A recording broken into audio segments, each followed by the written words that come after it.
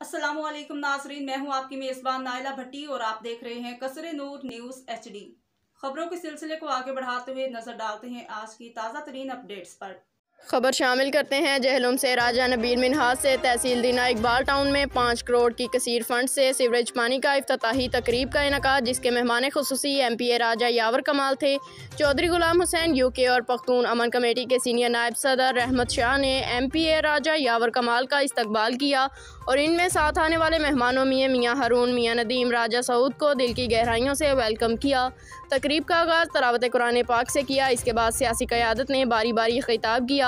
इस मौका पर सियासी समाजी इलाका भर के अलावा कसीर तादाद ने शिरकत की। दीना के मसाइल हल करने पर अहले इलाका ने MPA राजा यावर कमाल का शुक्रिया अदा किया। अब तक के लिए इतना ही। मज़ीद खबरों और अपडेट्स के लिए देखते रहिए कसरे नूर न्यूज़ HD, हर खबर से बाखबर।